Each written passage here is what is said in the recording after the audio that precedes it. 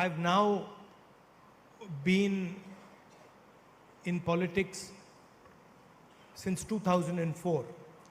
2004 മുതൽ ഞാനിപ്പോൾ രാഷ്ട്രീയത്തിൽ പ്രവർത്തിച്ചുകൊണ്ടിരിക്കുകയാണ്. And I can say that I don't have a huge experience, but I do have a certain amount of experience in politics in India. എനിക്ക് പറയാൻ സാധിക്കും, എനിക്ക് വളരെ വിശാലമായ ഒരു അനുഭവ സമ്പത്തില്ല, പക്ഷേ കൃത്യമായ ഒരു അനുഭവം ഈ ഇന്ത്യയിലെ രാഷ്ട്രീയത്തെക്കുറിച്ച് എനിക്കുണ്ടെന്ന് എനിക്ക് ഉറപ്പോടുകൂടി പറയാൻ സാധിക്കും. So I would like to tell you a little bit about my experience in politics. അതുകൊണ്ട് ഞാൻ നിങ്ങളോട് രാഷ്ട്രീയത്തിൽ എൻ്റെ അനുഭവത്തെക്കുറിച്ച് കുറച്ച് പറയാൻ ആഗ്രഹിക്കുന്നു. When I first started, I used to see many different type of politicians around me. Some who had very, very smart ideas. Others who spoke really well, could come to a function like this and talk in a way which really convinced people. രാഷ്ട്രീയത്തിൽ ഞാൻ പലതരത്തിലുള്ള രാഷ്ട്രീയ നേതാക്കളെ കണ്ടിട്ടുണ്ട്. ചിലർക്ക് വളരെ മികച്ചതായ ആശയങ്ങളുണ്ട്, മറ്റു ചിലർ വളരെ മികവോടുകൂടി സംസാരിക്കും. ഉദാഹരണത്തിന് ഇതുപോലെയുള്ള യോഗങ്ങളിൽ വന്നിട്ട് ആളുകളെ ബോധ്യപ്പെടുത്തുന്ന രീതിയിൽ നന്നായി സംസാരിക്കുന്ന രാഷ്ട്രീയ പ്രവർത്തകരെയും നേതാക്കളെയും ഞാൻ കണ്ടിട്ടുണ്ട്. Some people would think very deeply about issues. If you ask them about an issue, they could almost give you a PhD. നിങ്ങൾക്ക് കൃത്യമായിട്ട് മറ്റു ചില ആളുകൾ ചില പ്രശ്നങ്ങളെ കുറിച്ച് വളരെ ആഴത്തിൽ ചിന്തിക്കും. അവരോട് നിങ്ങൾ ഒരു പ്രശ്നത്തെക്കുറിച്ച് ചോദിച്ചാൽ അവർക്ക് കൃത്യമായ ഒരു അഭിപ്രായം നിങ്ങൾക്ക് നൽകാൻ സാധിക്കും. And each politician is some balance of speaking ability, thinking ability. എല്ലാ രാഷ്ട്രീയക്കാരും, ഓരോ രാഷ്ട്രീയ നേതാവും എന്ന് പറയുന്നത് സംസാരിക്കാനുള്ള കഴിവിന്റെ, ചിന്തിക്കാനുള്ള കഴിവിന്റെ ഇടയിലുള്ള ഒരു സമതുലിതാവസ്ഥയിലാണ് ഓരോ രാഷ്ട്രീയക്കാരും നിൽക്കുന്നത്. And when you read the newspapers or you judge a politician, mostly you will say, oh, he is an expert on this field, or he speaks really well.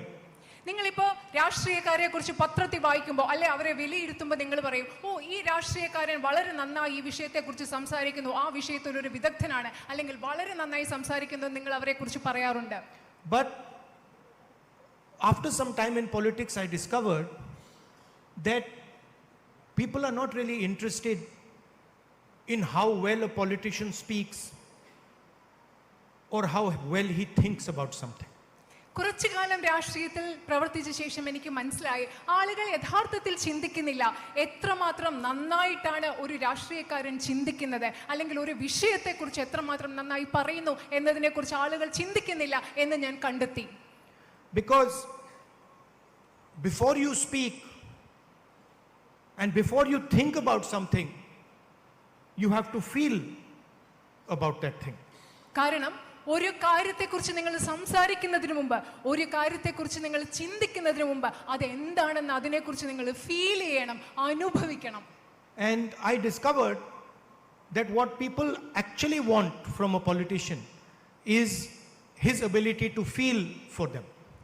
ഞാൻ കണ്ടെത്തിയത്, ഞാൻ മനസ്സിലാക്കിയത് എന്താണെന്ന് വെച്ചാൽ, ജനങ്ങൾ ഒരു രാഷ്ട്രീയക്കാരിൽ നിന്ന് ആവശ്യപ്പെടുന്നത് അവർക്ക് ആ രാഷ്ട്രീയക്കാരന് അവർ പറയുന്ന കാര്യങ്ങൾ അനുഭവിക്കാൻ, മനസ്സിലാക്കാനുള്ള ഒരു കഴിവാണ് ജനങ്ങൾ ആഗ്രഹിക്കുന്നതെന്ന് എനിക്ക് മനസ്സിലായി.